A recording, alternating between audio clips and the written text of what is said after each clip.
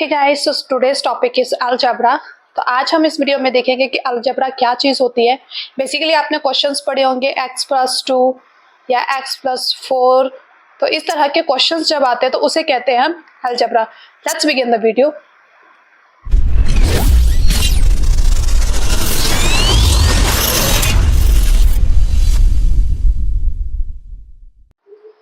सो algebra basically इसमें दो चीज़ें बहुत इंपॉर्टेंट रहती हैं। One is variable, one is consonant. Variable जैसे ए बी सी जो वेरी करते हैं, क्या करते हैं, जो वेरीज करते हैं, बदलते हैं। कॉन्सोनेंट जो फिक्स्ड है, जैसे 1 2 3 4, यानी कि कोई भी आपकी न्यूमेरिक वैल्यू जो फिक्स्ड है, जो चेंज नहीं होगी, उसे कहते हैं हम वेरिएबल और consonant.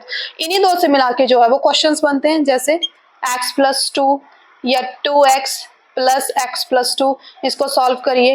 Let's we see some examples. Here is the example. जैसे क्वेश्चन दिया है उसमें आपको दे रखा हुआ है 6x 4x 8x। प्लस करिए, कितना आंसर बनता है। 6+4 10, 10+8 18, 18 और x एज इट इज। तो ये रहा आपका इसका आंसर। तो इस तरह के क्वेश्चंस जो हैं वो मैक्सिमम आपको इस टॉपिक में देखने को मिलेंगे, और नवोदय स्कूल में भी यहाँ से अप्रोक्सीमेट 2 से 3 क्वेश्चन आने के चांसेस रहते हैं। चलिए नेक्स्ट इसका देखते हैं, इसके important operations.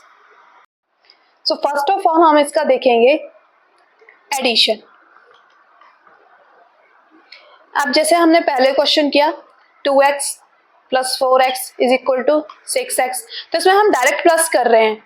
3x + 2x = 5x। Similarly, for subtraction, 3x - 2x = x, 4x - 2x = 2x। तो इस तरह के क्वेश्चंस आपको बेसिकली इस टॉपिक में देखने को मिलेंगे।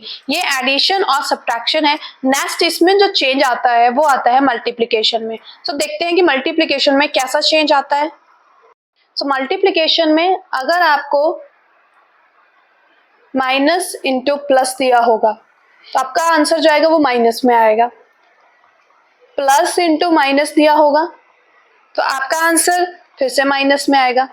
प्लस इंटू प्लस दिया होगा तो प्लस आएगा। माइनस के साथ आप माइनस को मल्टीप्लाई करेंगे तो रिजल्ट प्लस आएगा। तो ये कुछ वेरिएशंस हैं जो मल्टीप्लिकेशन के क्वेश्चंस में रहती हैं। विद एग्जांपल्स हम इनको देखते हैं कि क्या क्या इसमें वेरिएशंस आती हैं। सपोज आपके पास क्वेश्चन दे रखा हुआ है y × a + b। तो इस केस में आप क्या करेंगे, पहले y को a के साथ मल्टीप्लाई करेंगे, y × a। अब जिस चीज के आगे कुछ नहीं है तो उसके आगे क्या लगा होगा, प्लस, यानी ये भी प्लस है ये भी प्लस है। ठीक है, तो मैंने आपसे क्या बोला कि प्लस इंटू प्लस करेंगे तो आंसर भी किस में आएगा, प्लस में आएगा। सिमिलरली b के आगे आपका साइन लगा हुआ है तो यानी कि ये क्या है, प्लस का साइन है। तो यहाँ पे अगेन y के आगे भी प्लस है, b के आगे भी प्लस है। Plus into plus plus, plus आ गया। अब y × b, तो what is the answer, ya + yb। तो इस तरह से आप जो है वो इसको मल्टीप्लाई करते हैं और क्वेश्चंस को सॉल्व करते हैं। चलिए आगे और क्वेश्चंस देखते हैं। Next topic is power addition. Power addition क्या चीज हुई, a⁴n × a⁴m। ये बेस है, ये पावर है।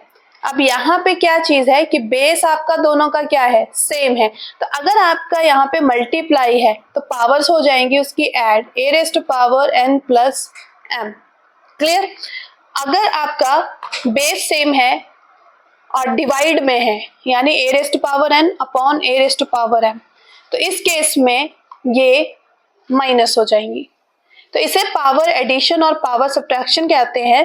बट इसमें आपने सिर्फ एक चीज ध्यान रखनी है कि इसका जो बेस है वो क्या रहना चाहिए, सेम रहना चाहिए। या तो आप उसको सेम बना लीजिए, या फिर अगर वो सेम है तो सिंपल पावर्स को एडिशन और सब्ट्रैक्शन के फॉर्म में उसे चेंज कर दीजिए।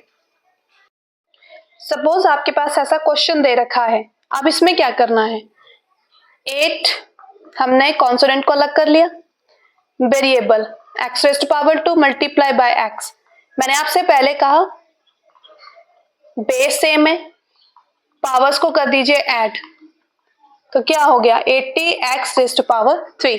This is the answer.